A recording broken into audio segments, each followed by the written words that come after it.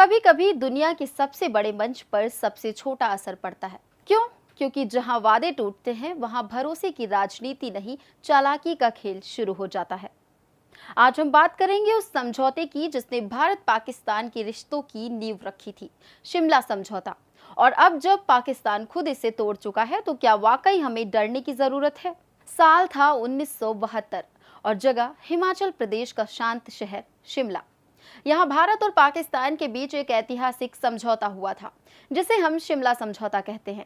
इस समझौते पर साइन किए थे भारत की प्रधानमंत्री इंदिरा गांधी और पाकिस्तान के राष्ट्रपति जुल्फिकार अली भुट्टो ने। इस समझौते की दो बड़ी बातें थी। भारत और पाकिस्तान अपने सारे विवाद आपसी बातचीत से सुलझाएंगे, किसी तीसरे देश को बीच में नहीं लाएंगे। कश्मीर सहित कोई भी मुद्दा अंतर्राष्ट्रीय मंच पर नहीं उठाया जाएगा, यानी साफ शब्दों में आपसी झगड़े आपसी तरीके से सुलझेंगे। अब आते हैं आज की कहानी पर। हाल ही में पहलगाम में हुए आतंकी हमले के बाद भारत ने पाकिस्तान के खिलाफ कई सख्त कदम उठाए, डिप्लोमेटिक रिश्ते सीमित किए, सिंधु जल समझौते पर फिर से विचार शुरू हुआ। इसके जवाब में पाकिस्तान ने शिमला समझौते से खुद को अलग करने का ऐलान कर दिया।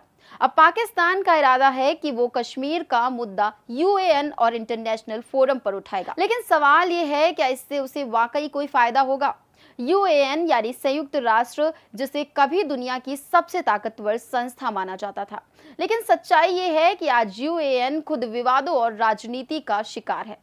फिलिस्तीन, रोहिंग्या संकट, सोमालिया का गृह युद्ध और अब रूस यूक्रेन युद्ध, इन सभी मामलों में यूएन ने बस बयान दिए, निंदा की, लेकिन कोई ठोस कार्रवाई नहीं कर पाया। क्यों?